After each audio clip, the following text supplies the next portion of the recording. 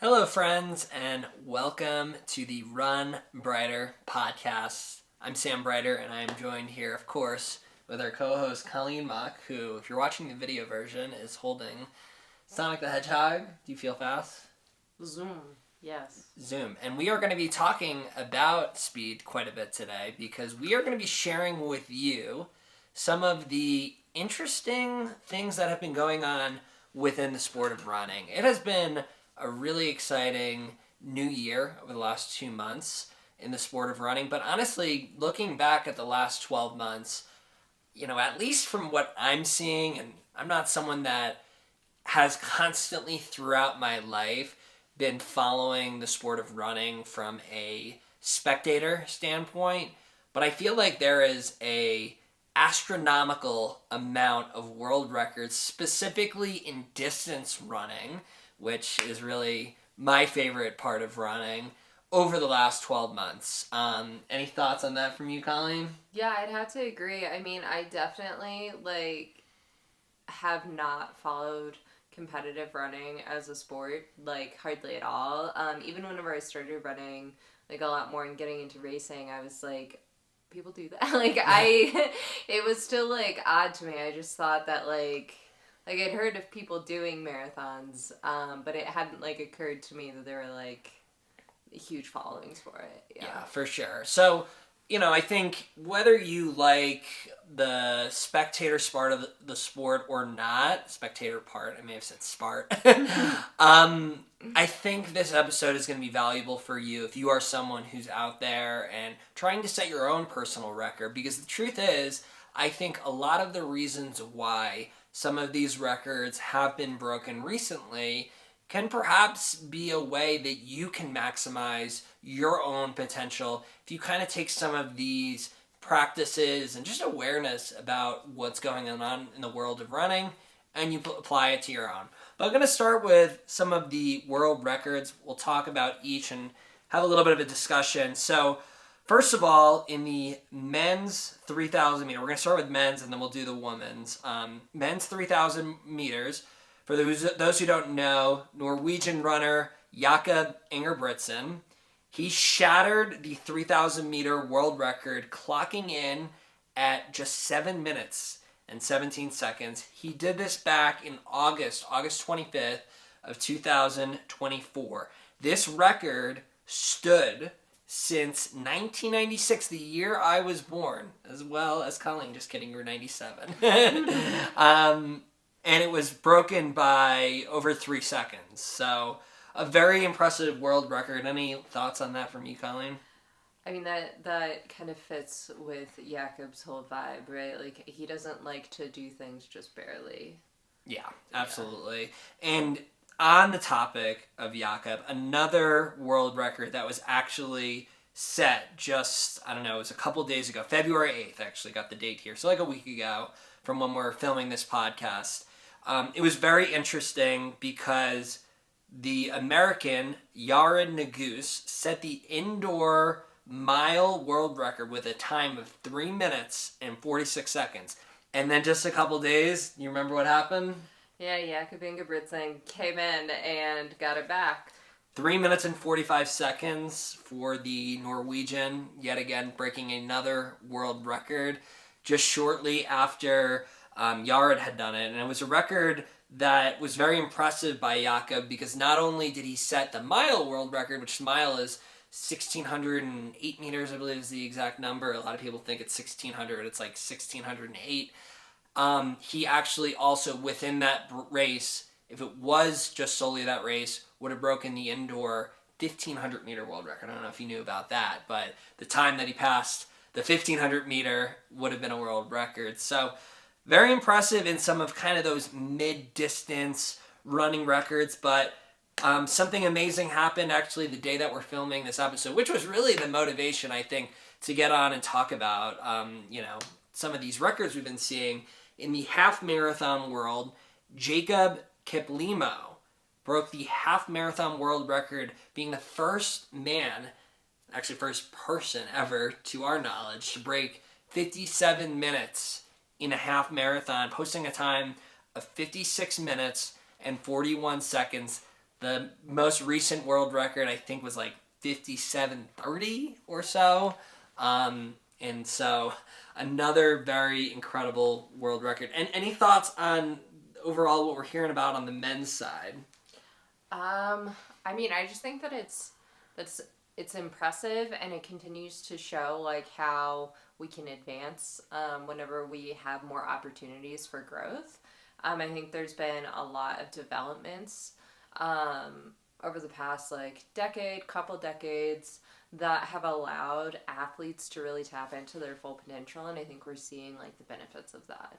Yeah, I mean, pretty much some of the most highlighted races, right? The mile, the almost 2 mile. I mean, the 2 mile record is a little bit different, but like roughly 2 miles. The half marathon, and let's not forget, just 2 years ago or so, the marathon world record was broken, and Kip Limo, who broke that half marathon world record, he's going to be doing the London Marathon in April. I'm sure he's thinking of breaking that world record there. We'll see if someone could officially get under that 2 hour barrier. But it's all really exciting, and I mean, I guess like when you think of some of these world records, we'll talk about the women's as well, but like, what are some things that come to your head, Colleen, as far as the why that this has been happening so frequently, so recently? I think we've had like so many advancements when it comes to fueling and like dialing in nutrition, technology that has allowed us to like monitor sweat and sodium levels and electrolyte levels, and then as well as like actually allowing athletes to make money, make a living off of their performances, has allowed them to really focus on their sport as a full-time profession. And then, like, even beyond that, just recovery in general has made advancements, I think. Like, the Normatec boots, we see, like, the Theraguns, lots of different things that have to do with recovery and recognizing that that's important and how to maximize that. So I think there's been a lot of movements in like the overall wellness sphere that has been directly benefiting athletes, and then as well as like the opportunities to actually make a living off of running, and then also like athletes that are content creators too. So not only are they making money from any prize monies or sponsorships or anything like that, but also from like the content that they make, I think allows a lot of people to really tap into their potential. Yeah, I mean, there's actual proof outside of some of those areas that you brought up too that, first of all, the running shoes that people have been wearing have gotten a lot better. Obviously, it's mostly indoor season right now, and so we've been seeing some indoor records, such as the one that Jakob and Yard were a part of, and the indoor spikes have gotten a lot better. People, I think, always think of the Vaporflies, those marathon shoes, but the spikes, people don't focus on as much because your everyday runner doesn't need to run with spikes because most of our races are outdoor races, bigger races, right? But the spikes have advanced as well significantly. But if you are someone, right, that is trying to improve your time and opportunity within running, it's okay to do an indoor race. It's okay to do a race on a track and wear spikes. These are areas where it could help your potential, or obviously there are some of those super speed race shoes for some road races, and there's lots of different awesome brands, that have some of the high-end technology. As well, something we actually saw when we were watching some of the races within the Millrose Games, where some of those records had actually been broken, is the innovation on the track surfaces as well have gotten a lot better. People don't really think about the surface when it comes to running a lot, because a lot of times it's something you can't really control, but on a track, the technology, the rubber, the material has gotten so much better that, runners are able to bounce off of it a bit quicker. So I do think, is it that we're breeding and people are being born as better and stronger runners? Maybe not. I don't know. That's way above my head. But I do know that the resources that are in front of people are better than ever. I'm sure that over time, as well as the sport of running continues to grow, it's going to be only more and more important that the race surfaces in some of these world major marathons are incredibly well maintained. And who knows, like, what the future of roads will be. They might end up having a surface that's better for cars and better for runners, right? Like, we never know. And so it's an exciting time, and I mean, those are some of the key pieces for the men's. I want to jump into the women's, and then we'll talk about some more thoughts as far as what's helping people run quicker. So, Oh, before you go Yeah. into that, something you mentioned with the technology on the track, this was seen in Ingebrigtsen's most recent race, but also having like the light, the world record light, to where the athletes can see it. I think people sometimes underestimate the value of like having that pace there to see like what you need to do to surpass it too. And so I think that has made it to where people can like quite literally see like what they need to do in the exact moment to get better or to set those records too. For sure. Cool. Well, jumping into the women's. So, we actually talked about this on the podcast back a couple of months ago, but the women's marathon record had been broken back in October by Ruth Kepengedic. She was the first woman to get under the 2:10 barrier, running that marathon in 2 hours and 9 minutes and change, which she did at the Chicago Marathon. Phenomenal time for her. We also saw the 10K record broken by the Kenyan runner as well, Beatrice Chebet. She was able to run that with a stunning time of 28 minutes and 54 seconds and change at the Prefontaine Classic back in May of 2024. So that was on a track, but also there was a road 10K record broken by Agnes Ngetic of Kenya, who ran that in a stunning time, another stunning time, of 28 minutes and 46 seconds back in January of 2024. And then the last record was in the 2,000 meters, so that's a mile and a quarter for us on the mileage scale here in America. That was done by the Australian runner Jessica Hull, who did it in a time of 5:19 back in July. So the woman actually led the way with the most amount of records broke, with 1, 2, 3, 4, compared to the men having 3 records broken, but 7 records broken across the genders throughout the last 12 months. Really impressive. Any thoughts for the women there, Colleen? Yeah, I think that also goes to show like men have been in the sport historically like a lot longer, and so I think it makes sense that we're seeing more of these gains coming from the the women athletes, because there is more like acceptance of women being professional athletes, being in track and field, more acceptance from sponsors as well.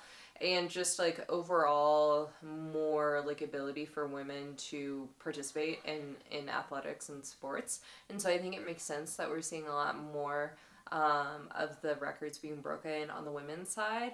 But at the same time, still a lot of records being broken for both men and women. Yeah, absolutely.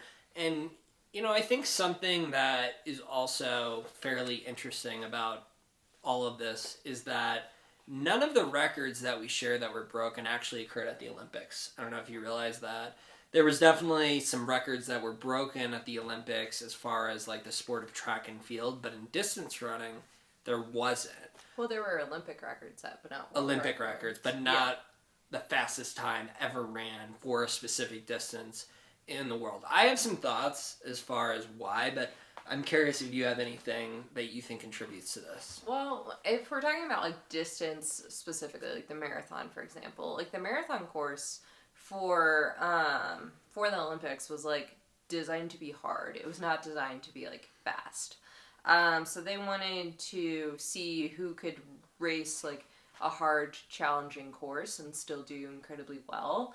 And there was great success in that, and an Olympic record was set, as well as having the milestone of medaling in 3 races for the winner of that race. But I like that's kind of my thought for some of like the more distancey ones, like the longer distance. But there was like a lot of races on the track as well. So there was more middle distance races. Yeah, so getting to the more like mid distance, I mean, some of the weather was not like ideal.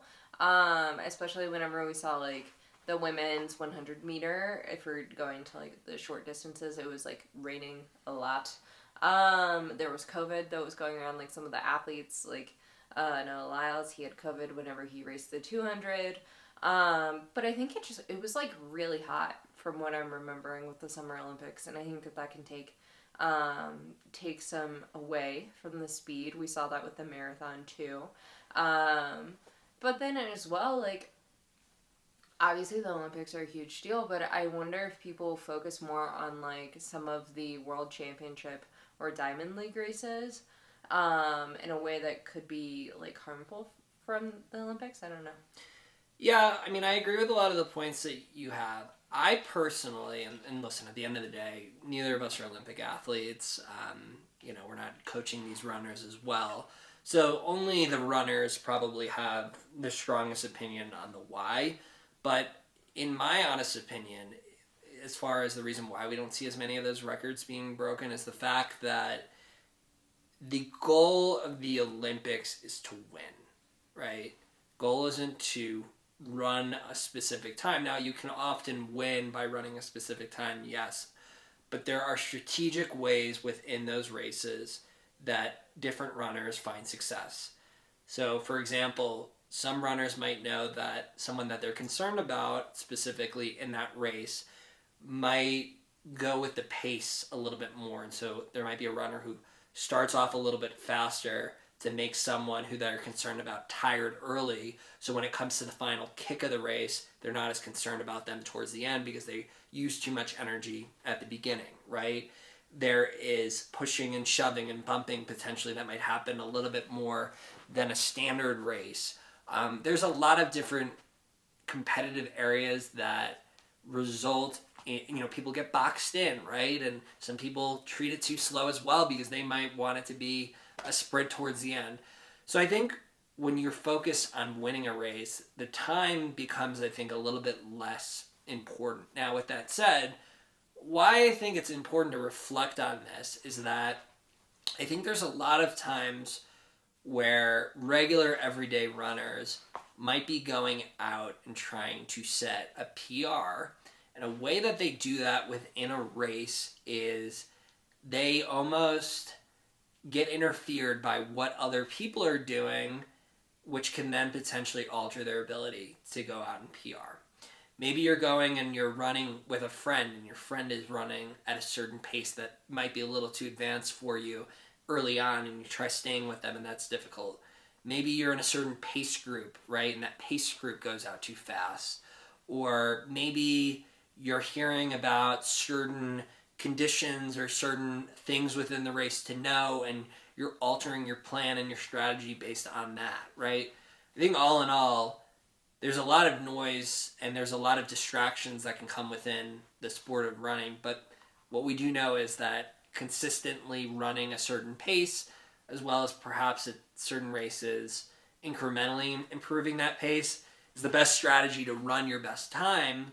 But just like in the Olympics, if you let the people around you dictate how you're going to run, you're probably not going to run your best time. So just something to reflect on, and that's honestly why I think we don't always see those records being broken, because it's not about, being that person who is going to run that awesome time. It's about winning that race and, kind of fighting against your competitors. Yeah, and I think something else that we didn't touch on is the fact that these athletes also race multiple races and multiple events in such a short period of time. Like Safan Hassan, for example, the athlete who I alluded to earlier, who won and set the women's Olympic record for the marathon. Also, so she got gold in that, but she also medaled for the 10K and the 5K. I think so. And so then she had to race she raced nearly 40 miles in 3 weeks, right? Yeah. So when you're doing that much running and that quick of pace, it's about winning more so than it is about setting a specific time, and also you're exhausting your body. It would have been, I think honestly, it would have been superhuman. It already is superhuman what she did, but if she then turned around and set world record in a marathon after having medaled in the 10K and the 5K, that would have just been even more insanity than the fact that she won gold. And like same with a lot of the I think every distance except for the marathon and then maybe the 10K you had to run multiple heats for. So like all of the shorter distances like 5K and below, they were racing multiple times. And then like they had like a new rule for this most recent Olympics too that even included like kind of I forgot what it was called, but it was like a kind of like an extra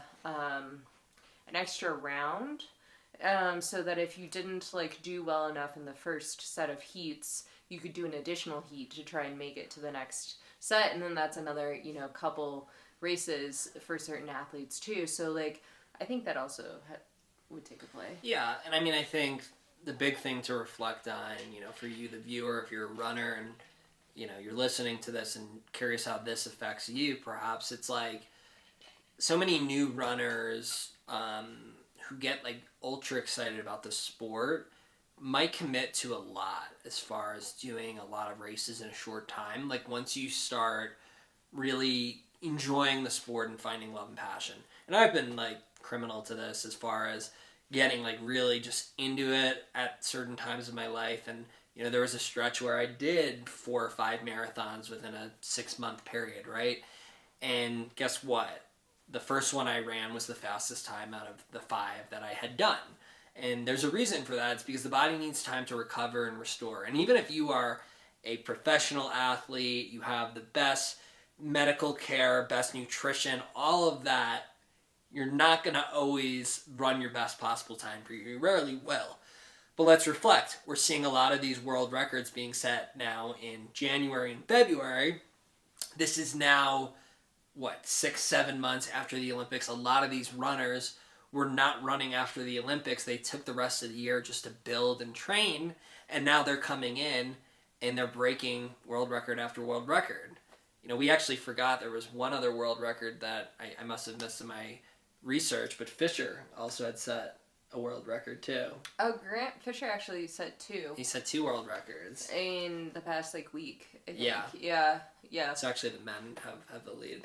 Unless I missed another woman, but I forgot about Fisher. So, but yeah, I remember he there was just like a lot about him taking the summer off and the fall off, and people were like, what is he doing?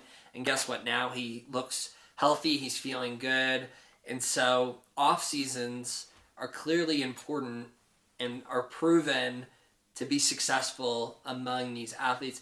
And their off season isn't doing nothing and like eating junk food all day and gaining, a lot of body fat. I'm sure it's more just focused on recovery, lighter, easy runs, keeping the aerobic base moving, but not doing those high intensity races, right? And so, listen, if you are signed up for a bunch of races, I don't want you to listen to this and demand refunds, but just note that if you are someone that is trying to set personal records, it's okay to space out your races. It's okay to have multiple races and treat a couple as a fun run and save the energy for the one that is most important to you, the one that happens to have the best conditions, whatever that might be. It's also important to taper before these events, right? Like so many people who are often new within the sport or even experienced but just get in their own head and have a little bit of an ego, they're afraid to significantly drop their mileage, significantly drop their pace while also carb loading. And there's a lot of science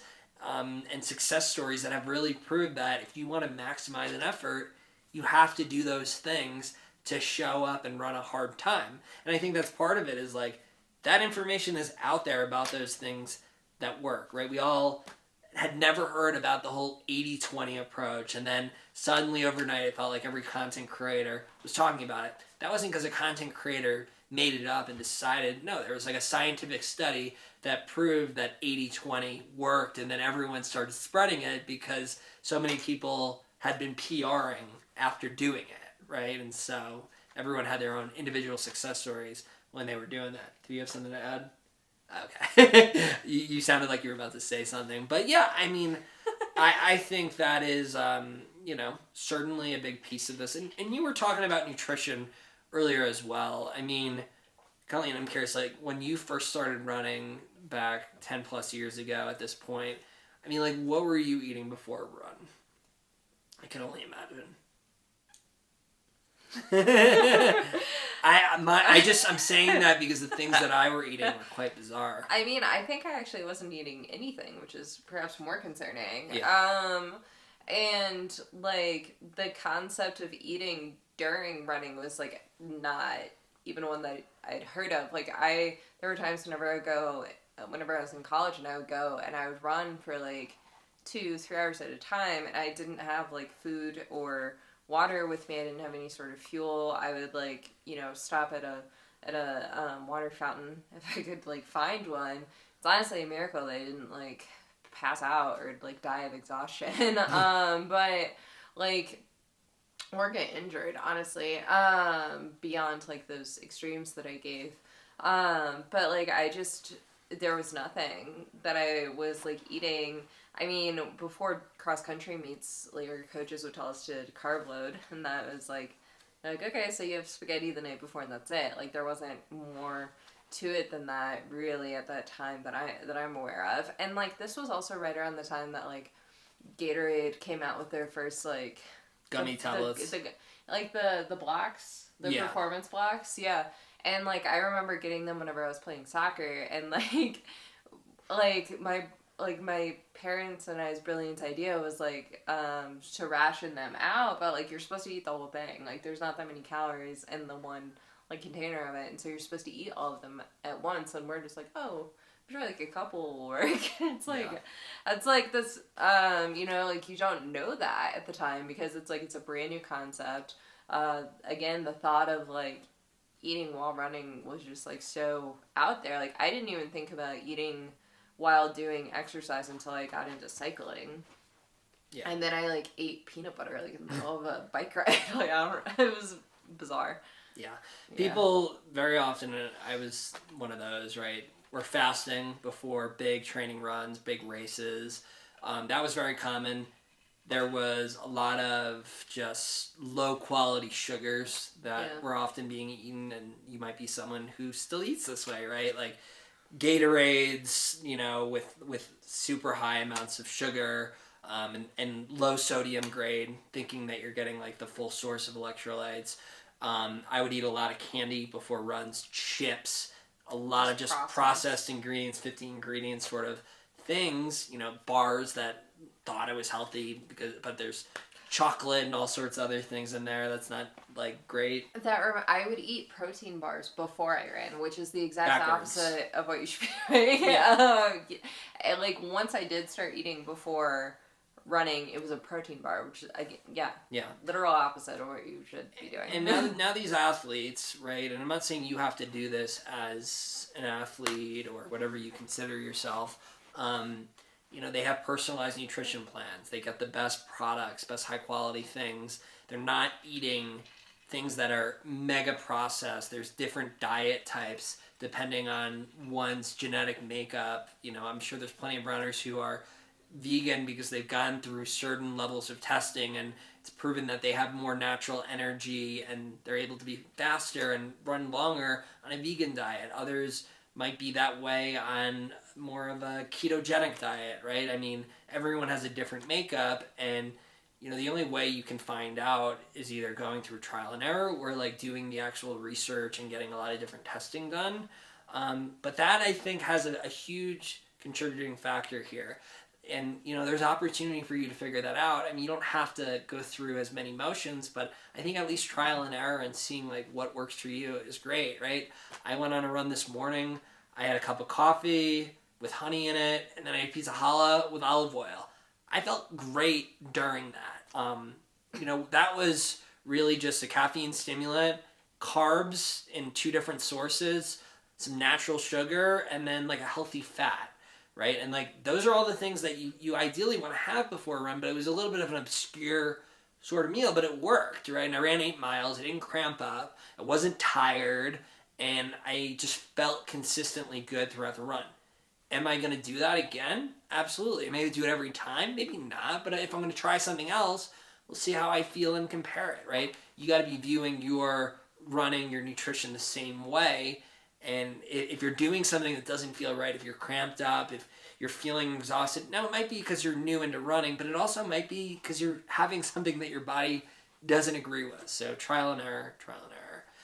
Yeah, I also think too that there's like, obviously there's still a lot of pressure with regard to like beauty norms. It still definitely 100% exists, but I do think that it's like, I'd like to think at least that it's gotten a little bit better, and that we've moved away as well from this like focus of lighter equals faster, right? Like, yeah, you're probably not going to be able to run as quickly as you could if you're overweight, but you are also probably not going to be the fastest you can be if you're as thin as possible, right? Because then you're going to be losing muscle. You're not going to have like fat resources to draw from whenever you're engaging in quick movement. And you're also much more likely to get injured if you're under fueling for long periods of time. And there are definitely people out there, especially still in like some of the content creating space, that are definitely under fueling, and then they end up with injuries, right? But I do think that there is thankfully a bit more movement away from that and more recognition of the fact that like excessive exercising can be indicative of an eating disorder, and working with athletes to ensure that they're getting the nutrition that they need and trying to focus more on, you know, being able to accomplish like certain feats as opposed to like looking a certain way or weighing a certain amount. Yeah. Well, that and, you know, strength training, right? When we talk about injury prevention, you don't think Fisher isn't lifting at least a couple days a week. You don't think Ruth Chepenjedich isn't lifting, right, and doing leg workouts and some upper body work. You don't think Cole Hocker is doing these things. All of these people are doing it. Now, listen, they're not maxing out the bench. They would be looking a lot different if they were doing that. But these individuals are getting the movement, they're getting the functionality and structure in to really just build some underlying strength in the body and their muscles to prevent these injuries. It might be very low weight, high rep, you know, only a couple days a week or maybe even once a week, but, you know, something is better than nothing, right? And so if that has to be a really, you know, top of mind thing for your training, if you're not doing any of that, to make sure that it's part of it, because it's not about if, it's about when, as far as an injury happening. Most likely, if you're not doing any sort of strength training at all and you're trying to really maximize your potential and run longer distances, harder paces than you wanted, right? And I don't mean to like bless a curse upon anyone, right? But I do think that it's certainly helped me quite a bit, and I know that the pros are all doing it for sure right now as well. And so, and this doesn't have to be you joining a crazy gym and doing all these wild things, right? Maybe you're just doing some push-ups and some pull-ups and some leg exercises at home, but like it's important to just be doing something on that, right? Yeah, and definitely like when it comes to like running specific strength training, I think is important too. Like, I think there's more knowledge now that like doing unilateral leg exercises, for example, for runners is super important to prevent injury and make you stronger, because like when you're running, like one leg at a time is like being most active, right? Like they're alternating movements. And so doing like strength training that focuses on strengthening each like individual leg is good, so that like you can't really have like one side that's just kind of like slacking, right? Like it gets picked up. So I think just some more knowledge on that too. For sure. Cool. That's all I really had. Do you have any like final thoughts on this topic? I don't think so.